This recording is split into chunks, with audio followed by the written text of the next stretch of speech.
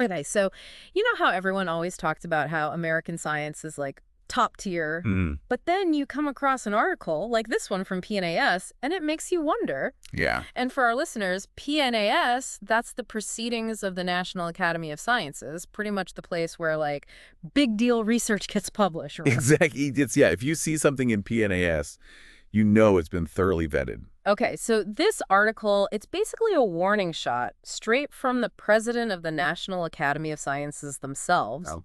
And they're saying that America's science dominance, well, it might be slipping. Huh. And I'm guessing it's not just based on, like, vibes or anything. Definitely not. This article, it pulls data from like everywhere. Okay, so what kind of data are we talking about? Well, for starters, those Nobel Prizes everyone always talks about. All right, America's got a ton. Yeah, but our share of them, it's actually been going down lately. Oh, interesting.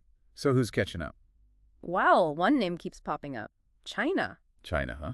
Yeah, apparently they've been pouring money into research and development, R&D as they call it, at like twice the rate of the US. Wow, twice.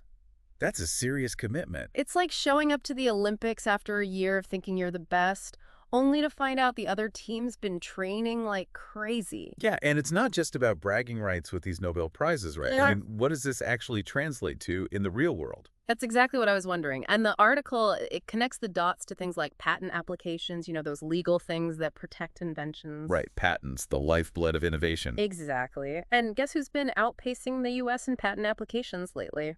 Let me guess. China. You got it. Especially in stuff like AI, you know, artificial intelligence and renewable energy. Wow, so they're not just catching up, they're taking the lead in some of the most important areas for the future. And this isn't just about some abstract science race. It hits us right where it hurts the economy. How so? Think about the Fortune 500, those mega companies, the ones raking in the big bucks. The U.S. used to rule that list, but more and more Chinese companies are climbing the ranks. Huh. So our shrinking share of Nobel Prizes, it's reflected in a shrinking share of global economic power, too. That's what this article is suggesting. It's kind of a wake-up call. Yeah, it definitely makes you think. So what's the root of the problem? Why is the U.S. falling behind? Well, the article digs into that too. And one of the biggest things they point to is our education system. Oh, boy. Education, that's always a big one. What's going on with that? Get this. Only 36% of U.S. fourth graders are considered proficient in math. 36%. Seriously? Yeah. That's lower than I would have thought. I know, right? Math. The foundation of everything STEM. Science, tech, engineering, all of it. Exactly. Math, it's not just about memorizing times tables. It's about problem solving, critical thinking. Those are skills you need for pretty much any job, any field, really. Totally. So we're kind of dropping the ball on preparing the next generation of like the people who are going to be inventing the next iPhone or like curing cancer. It seems that way. And look, it's not just about the quantity of students going into STEM fields. It's also about the quality of education they're getting. Yeah. Right. Are they actually prepared? Right. And the resources they have too. But hold on, before we get too doom and gloom, there are some bright spots, right? I mean, we still have some of the best universities in the world. Absolutely. The U.S. still attracts some of the brightest minds from every corner of the planet.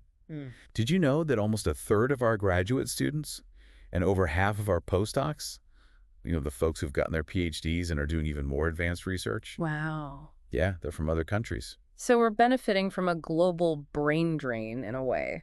That's one way to look at it. It's Yeah. definitely a testament to the strength of our universities. But here's the catch.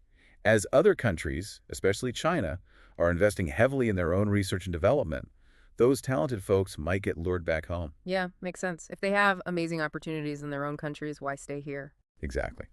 So we've got this balancing act, attracting global talent while also making sure our own domestic STEM pipeline is strong.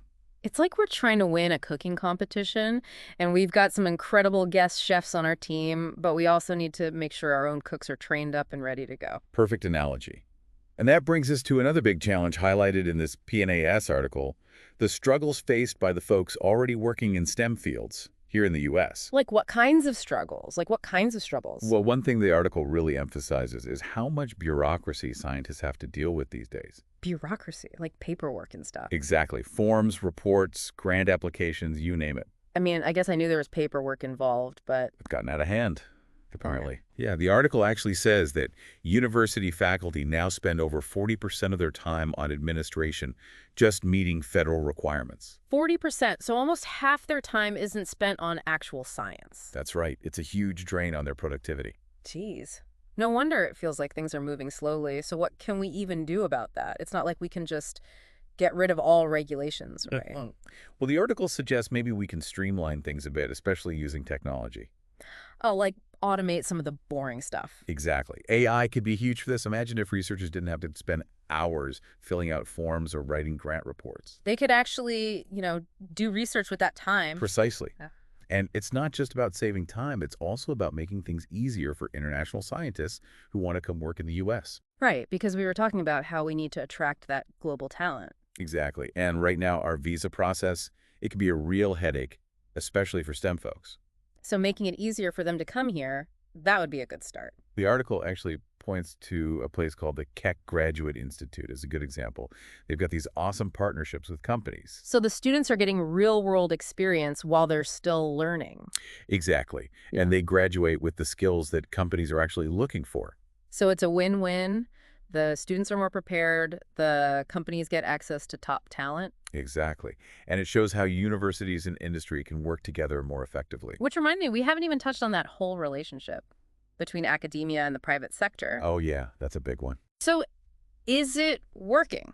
Or is there like this big disconnect between what's happening in labs at universities and what companies are actually doing? So is it working? Or is there like this big disconnect between what's happening in labs at universities and what companies are actually doing? Well, the article seems to think there's a huge opportunity for them to work together way more than they are now. Really? Right. But don't companies like to keep their research secret, competitive advantage and all that? Sure, there's a balance. You got to protect those trade secrets, right? Right. But this article, it argues that right now we're missing out on a ton of potentially groundbreaking stuff because it's all locked away in corporate labs. So like scientists at universities could be working on solving the same problems, but they don't even know what those problems are because companies aren't sharing. Exactly. And the companies, they might be missing out on some cutting-edge research happening at universities just because of a lack of communication. So it's like everyone's reinventing the wheel in their own little silo. Kind of, yeah.